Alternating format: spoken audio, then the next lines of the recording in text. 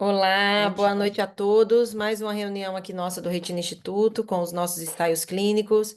E a doutora Ana Luísa Gandra vai falar para a gente aí um pouquinho sobre o estudo Saylor. Boa noite, gente. Eu vou então abordar esse estudo hoje, que ele foi publicado em 2009. Ele queria avaliar a segurança do ranibizumab nos pacientes com neovascularização secundária a DMRI. Esse estudo, então, ele tinha como objetivos, o primário, né, era avaliar a segurança e fornecer dados de eficácia do ranibizumab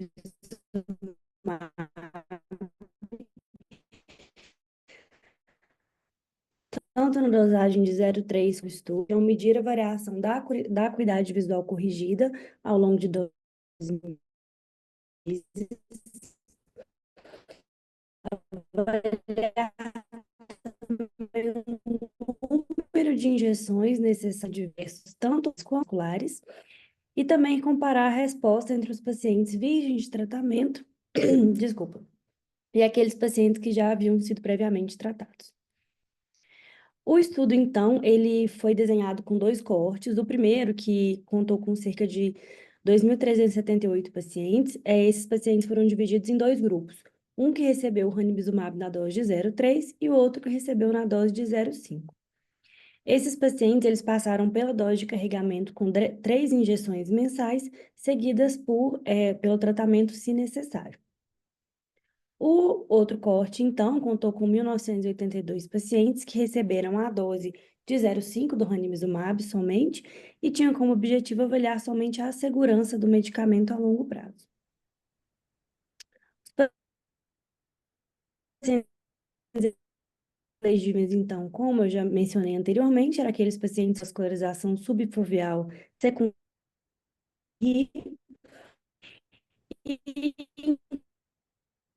e tanto os pacientes virgens, de 30% no PIB e 60% a gente já conhece, que é fatores de confusão, então outras doenças oculares graves que possam confundir. Em relação aos resultados, então, a de acuidade visual no grupo de pacientes virgens de tratamento na dose de 0,3 foi cerca de 0,5 letras e no grupo de meio miligrama foi de 2,3. Ai, pera que saltou. Mas do paciente do grupo de pacientes que já havia sido previamente tratados, o de 0,3,3. O estudo ele discute que essa diferença de ganho de letras foi bem inferior por ter sido um tratamento meio termo. Então, por isso que às vezes o resultado não foi tão satisfatório igual de estudos anteriores. Em relação à conclusão, então, os benefícios foram mais pronunciados nos pacientes em estágios menos avançados da DMRI, o que a gente também já sabia, e sem envolvimento extenso da FOV. Não. Gente, peraí que meu slide desconfigurou todinho aqui. Tá Enfim, dando uma a conclusão falhinha, Aninha, no áudio também. Às vezes desliga e volta com o microfone, é por só um favor. segundinho, gente, desculpa, Uhum. que ele, não sei o que que tá acontecendo, não. Meu slide sumiu aqui. Deixa eu... Eu achei que era só meu Voltou? áudio que estava falhando também. Não, acho que Tá talvez seja a travando. internet. Vê se É, agora. travou. Pera, melhorou, gente? Sim. Tá, então aqui, ó, Melhorou. eu tinha Melhorou. falado dos previamente tratados. Agora sim, o resultado de segurança. As taxas de óbito vascular e não vascular foram muito baixas e sem diferença estatisticamente significante entre os grupos. Em subgrupos com histórico de AVC prévio, houve uma tendência de maior risco no grupo de 0,5, mas em números muito pequenos, então sem mudança na recomendação clínica. E o estudo Saylor, então, demonstrou para a gente que o tratamento com ranibizumab, tanto na dose de 0,3 e na dose de 0,5, em regime de mundo real, ele é seguro e tem uma estabilidade no perfil de segurança que é similar aos estudos prévios. Ai, tá vendo? Acho que eles configurou tudo. Mas é isso, gente, desculpa. Obrigada. Não sei o que que eu Então, tava... pessoal, esse estudo Saylor, ele veio logo depois dos estudos Marine e Anchor, porque os estudos Marine e Anchor para DMRI, eles faziam o quê? O uso do do ranibizumab mensal por 24 meses. Imagina o ônus, né, disso tudo, a falta de adesão dos pacientes para todo mês fazer uma injeção. Então, esse estudo Sailor foi um dos primeiros estudos de DMRI que adotou o regime PRN, para poder estender ali um pouco o número, né, o número de tratamentos, né, entre uma visita e outra. Então, foi um dos estudos iniciais de PRN para DMRI. Então, essa foi a grande deixa desse estudo. E vendo que, mesmo espaçando aí com PRN, os pacientes continuaram a ganhar visão. E aí foi que esses regimes que a gente usa até hoje, de PRN, tratar e estender, eles foram começando. Então, é bom lembrar disso, né? Através desse estudo Sailor com o uso do ranibizumab, tá bom? Alguma pergunta, alguma consideração? Então, a gente vai passar para o próximo, é a doutora Caroline, com o estudo Minerva, certo? Certo. Certo.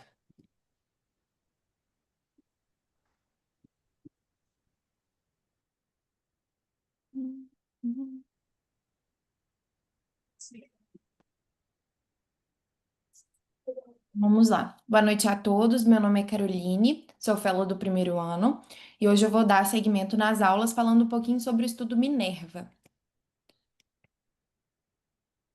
O objetivo do estudo, então, foi avaliar a eficácia e a segurança do aflibercept de 2 miligramas nesses pacientes que tinham edema macular secundário a oclusões venosas, incluindo os pacientes jovens e em causas incomuns. Além disso, visava prover uma base científica para o uso desse medicamento em pacientes com edema macular de diferentes etiologias. O desenho do estudo, então, foi um estudo multicêntrico, randomizado, duplo cego, foi controlado por uma injeção simulada, fase 3. A duração foi de 6 meses, considerada a fase controlada, mais uma fase de extensão aberta, que foi até os 12 meses. Foram divididos os pacientes em dois grupos. Então, o grupo que recebia o aflibercept de 2 miligramas mensalmente até o sexto mês, e o grupo que recebia a injeção simulada, o Schwam, e depois eles faziam um crossover para o aflibercept depois de 6 meses. A população do estudo, então, foram pacientes com edema macular devido a essas oclusões venosas da retina, com um N de aproximadamente 180 participantes. Então, aqui, só um desenho esquemático para entender um pouquinho melhor. Então, foi feita uma randomização, os pacientes foram divididos nesses dois grupos citados. Então, um grupo do aflibercept de 2 miligramas e o outro grupo que recebia a injeção simulada. Foram feitas injeções mensais durante 6 meses. Depois dos 6 meses, esses pacientes que recebiam o Schwam, foi feito um crossover, onde eles também receberam a aflibercept. Isso durante 12 meses, que foi considerado desses 6 aos 12 a fase aberta de extensão. E aí eles receberam o aflibercept no regime PRN. Critérios de inclusão, então, foram pacientes com edema macular secundário à oclusão de rama, oclusão de veia central e oclusão da veia hemiretiniana, com uma acuidade visual entre 73 e 24 letras ao ETDRS, isso que corresponde a 2040 e 20/320, e uma espessura macular central maior ou igual a 300 micra no OCT. De exclusão, a gente pensa em tudo aquilo que é mais grave do olho e que compromete o quadro do paciente na nossa avaliação. Então, tratamento intraocular prévio, cirurgia ocular recente no olho estudado, outras doenças maculares que podem afetar a visão, casos de inflamação, infecção, casos de glaucoma grave ou com uma pressão muito descontrolada, doenças sistêmicas graves, casos de gravidez, lactação ou ausência de contracepção e principalmente a hipersensibilidade ao aflibercept ou aos componentes da injeção.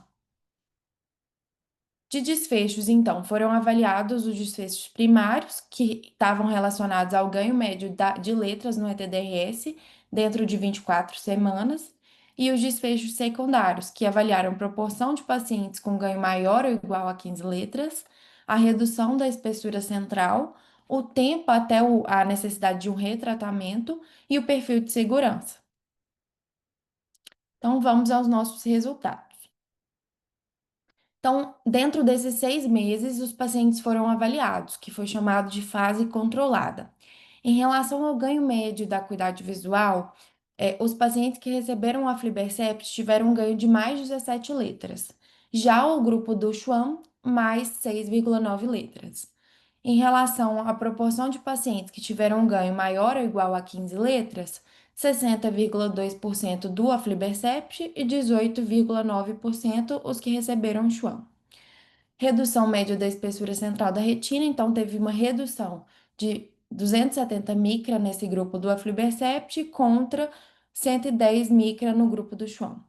Observou-se uma melhora anatômica desde a primeira avaliação, isso na quarta semana, né? E foi mantida até o sexto mês. Eu fiquei um pouco curiosa pensando por que que esses pacientes que receberam a injeção simulada também tiveram o ganho de acuidade visual. E aí a gente pensa um pouquinho naquele efeito do tempo, né? Que aí acaba ajudando na recuperação.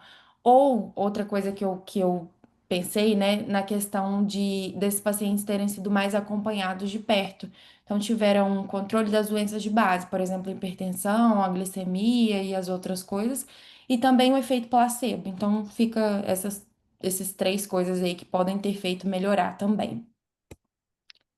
E a eficácia nos 12 meses, que foi a fase aberta de extensão.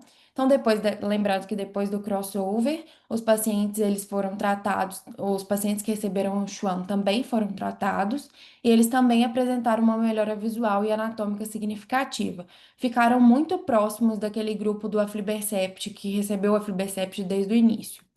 O grupo que iniciou o aflibercept, que desde o início, ele manteve os ganhos visuais obtidos dentro desses 6 meses e a espessura macular permaneceu reduzida, confirmando o controle sustentado do edema macular. Em relação ao perfil de segurança, foi semelhante ao observado em outros estudos com a aflibercept. Os eventos oculares adversos foram geralmente leves e foram relacionados com o procedimento.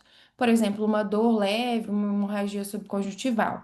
E não teve um aumento significativo de eventos tromboembólicos ou cardiovasculares sistêmicos. Então, em relação às conclusões, o aflibercept de 2 miligramas ele proporcionou uma melhora visual e anatômica significativa nesses pacientes com edema macular secundário aos casos de oclusão. O efeito terapêutico ele foi rápido, já foi observado nas primeiras semanas, foi robusto com 6 meses e, o mais importante, é que foi mantido durante os 12 meses, com uma segurança e uma boa tolerabilidade, mesmo depois da transição para o regime PRN. Então, esses estudos eles consolidam a aflibercept como uma opção terapêutica eficaz e segura, como uma primeira linha de manejo nos pacientes com edema macular associado às oclusões venosas de retina. É isso. Muito bom, maravilha. E aí, pessoal, mais um exemplo. Esse estudo Minerva agora mostrando o esquema PRN para pacientes com oclusão. O outro foi o Sailor para pacientes com DMRI exudativa. E aí, pessoal, é o seguinte, Tereza, você geralmente faz como para pacientes com edema macular pós-oclusão? São os pacientes muito chatos, né? Principalmente chatos, eu digo a doença, principalmente se forem pacientes com oclusão de veia central. Se for pacientes com edema pós-oclusão de ramo, são pacientes que geralmente têm o melhor prognóstico. E geralmente eu não faço apenas 3 injeções, não. Eu faço aí até 6 aplicações, de 3 a 6, eu faço mais de 3, porque às vezes esses pacientes demoram mais a dar uma resposta. E aí, depois dessas 6 aí que eu faço, é que eu começo a estender, entendeu? Então, eu começo a estender depois, dependendo desse paciente, se ele demora a responder. Tem pacientes com oclusão, principalmente quando é oclusão da veia, né? Quando não é de ramo, são pacientes que têm um prognóstico bem reservado e você tem que tratar aí bem durante uns 4 anos seguidos aí o paciente, ficar bem de olho. Então, são essas as minhas considerações, tá? Muito bem, viu, Carol? E você respondeu às suas próprias indagações, tá? Quando você falou ali daquele efeito Pois é. placebo, daquele efeito Ô, Tereza, só autorresolutivo. uma dúvida, que eu, Sim, pode falar. sim, eu fiquei numa dúvida no que você falou. Uhum. Você costuma fazer 6 injeções, e você repete o ACT com 3 ou você repete só depois das 6? Não, assim, eu faço de 3 a 6. Por que eu falei de 3 a 6? Porque se eu fiz 3 naquele paciente que tem uma oclusão de ramo com uma visão de baseline melhor aí do que, sei lá, de 20/70, São critérios assim que a gente vai no dia a dia. E aí eu faço ali, termino as 3, faço o OCT e vejo que foi muito bom, que ele melhorou bem na visão e reduziu bem na tomografia, aí eu começo ali a estender, tá? Mas se eu fiz 3 e teve uma melhora subclínica, que aí eu considero achados tomográficos, achados de acuidade visual, biomarcadores na tomografia, aí eu parto para a quarta. Aí eu vou ali fazendo ali geralmente de 3 a 6, dependendo, pode ser 4, 5, 6, aí eu, dependendo da resposta do paciente, eu vou estendendo. Entendi, Entendeu? entendi. Obrigada. Nada, meu bem. Bem, então agora a gente vai para a nossa última aula de hoje, que é do Lucas, com os estudos VIU 1 e 2. Vamos lá. Deixa eu colocar aqui. Tá dando para ver aqui a tela? Tudo Sim. ok. Joia. Então, beleza. Boa noite a todos. Meu nome é Lucas, como o pessoal já me conhece. Hoje eu vou falar dos estudos VIU 1 e VIU 2. Só lembrando, eu sou fellow do primeiro ano do Retina Instituto. Então, esses aqui são os trabalhos que eu vou falar hoje, né? O próprio trabalho em si, do VIU 1 e o VIU 2 foram apresentados de forma, num artigo só. E além das avaliações de segurança com 96 semanas, 52, 96 semanas. Então a ideia é falar dessa questão aqui, igual eu coloquei aqui no slide, que é o VGF Trap Eye, né? Então a investigação da eficácia e segurança nos casos de DMRI úmida. Então são dois grandes trabalhos aí em fase 3 que testaram a aflibercept em diferentes doses e regimes, igual eu vou falar, versus o ranibizumab, que era o tratamento padrão ouro da época.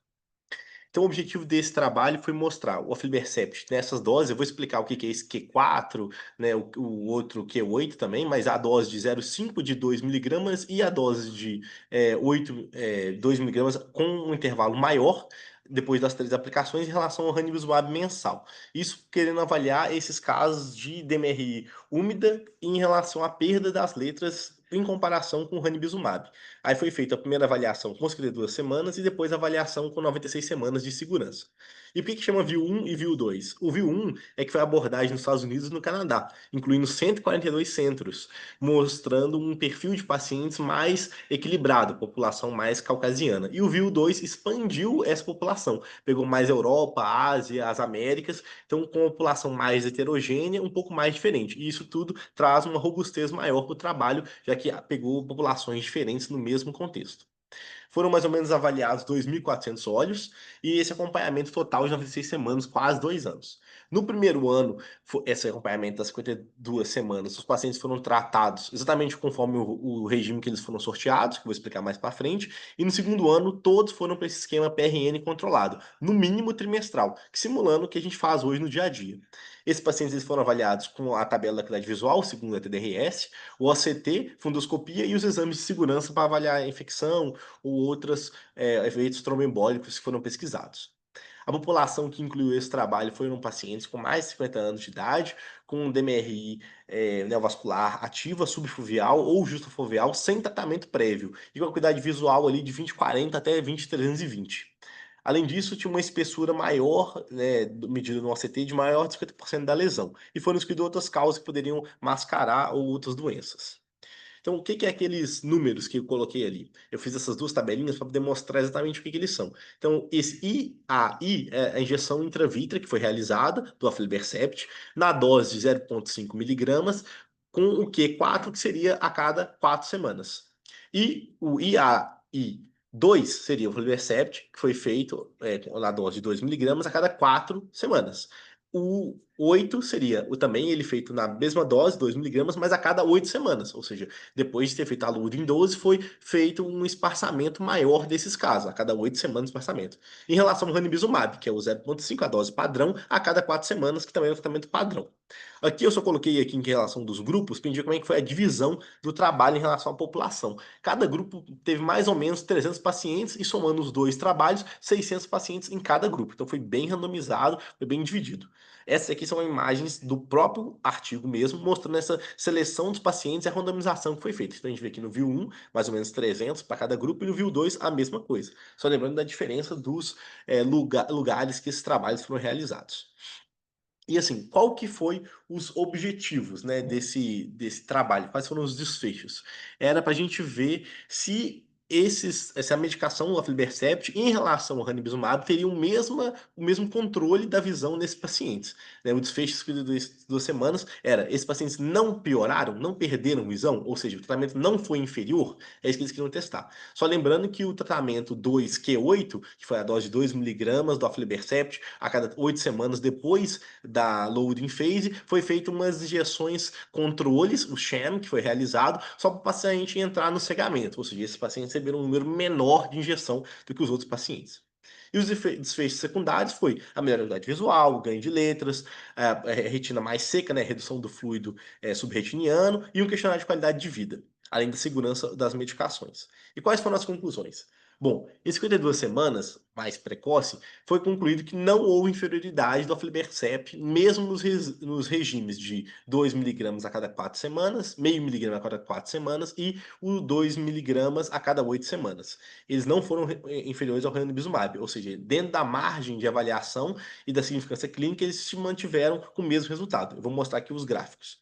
Além disso, eles foram seguros e bem representativos. O que trouxe de surpresa desse trabalho foi que a dose de 2 miligramas a cada 4 semanas e a dose de 2 miligramas a cada 8 semanas, eles tiveram uma maior redução da espessura macular, né? Que foi mantida a partir das 4 semanas até as 52 semanas. Então isso mostra pra gente que às vezes esse espaçamento ali do 8 semanas foi bem interessante para os pacientes. Eles receberam menos injeções e o resultado foi tão bom quanto, né? E considerando aqui as 96 semanas, e nesse outro braço de avaliação que avaliou a segurança, a gente viu que 91 até 92% desses pacientes mantiveram a visão preservada, ou seja, tiveram ganhos mantidos da qualidade visual, né? Esse grupo que recebeu a 2 miligramas a cada 8 semanas teve 11 injeções em relação aos outros grupos que tiveram em torno de 16 injeções, seguindo o mesmo regime, né? Então, assim, esse trabalho mostrou que foi seguro, né? Mostrando que teve poucos eventos oculares graves, né, assim, de endoftalmite ou de outras inflamações oculares, aumento de pio também não foi significativo, e foi mostrado que não teve um aumento do risco tromboembólico. Aqui, nesse outro slide, eu trouxe só para a gente ver os dois trabalhos, nesse gráfico aqui da esquerda, né, mostrando o resultado em questão das letras dos grupos, foi bem próximo, né? Aqui mostra que aquela dose do Q4 foi um pouquinho superior, mas estava dentro do mesmo padrão. Quando a gente faz a análise integrada dos dados, que é o gráfico da letra C, a gente vê que estão todos muito próximos.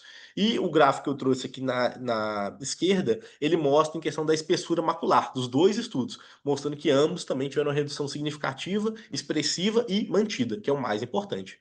Então, assim, isso mostrou que o aflibercept não foi inferior ao ranibizumab, que era o padrão ouro, que era o que eles queriam testar, e ainda mais com a extensão realizada da forma correta, permitiu uma segurança melhor do fármaco, né, com resultados bem parecidos, mas com os mesmos ganhos e com um número menor de injeções. Isso que eu acho que é o mais interessante. Então, assim, só finalizando o que eu trouxe, eles mostraram nesse trabalho do VIEW 1 e do VIEW 2 que após a loading phase do aflibercept 2 miligramas com um intervalo de 8 semanas após, teve uma eficácia similar ao ranibizumab mensal com um número menor de injeções. Todos esses regimes do aflibercept não foram considerados não inferior ao ranibizumab, e ele mostrou resultados anatômicos muito semelhantes em relação da espessura macular, né? Sem falar que a segurança foi bem parecida e ele mostrou essa questão do tratamento, o regime maior, mais espaçado, que é uma estratégia que a gente usa até hoje em dia, né, nas nossas conduções terapêuticas. Basicamente isso, o trabalho é um trabalho muito extenso, muito interessante e eu recomendo a leitura dele. E aí, se alguém tiver alguma dúvida, eu estou à disposição. Muito bem, parabéns, hein, Lucas? Muito bom. E aí, pessoal, esse estudo VIEW 1 e VIEW 2 foi o que lançou o aflibercept para o tratamento dos pacientes com DMRI, porque o concorrente na época que reinava era só o Lucentis, né, Éder? A gente só tinha Lucentis e Avastin. Aí, de repente, chega um concorrente, esse concorrente veio para se mostrar não inferior e para conseguir, né, estender, que não foi uma extensão, né? Você fazia dose de carregamento e depois ficava num grupo lá a cada 2 meses. Então, essa foi a grande vantagem do Eylea naquela época, tá? Quando ele foi lançado para a DMRI. Então, ele tinha essa vantagem de não ser mais mensal, da gente fazer uma loading dose e depois a gente ficar fazendo de 8 em 8 semanas. Aí, depois que ele ficou bem estabelecido para o tratamento da DMRI, aí vieram os outros estudos com o PRN, com tratar e estender, entendeu? Igual a Ana hoje explicou o Sailor. entendeu? Mas o primeiro estudo do aflibercept, né, para o tratamento de DMRI foi o VIL1 e VIL2, tá? O SAILOR já foi um estudo de PRN com ranibizumab, né? Então aí a gente vai vendo na sequência aí os outros protocolos, os outros estudos, onde a gente vai ver aí o regime de PRN também para o aflibercept, tá? A gente deve ter, né, Gi, algumas outras coisas aí, Sim, tem. alguns Tem outros, né, que programação para vai, frente. Uhum. tá? Então é isso. E mais alguma pergunta, alguma consideração?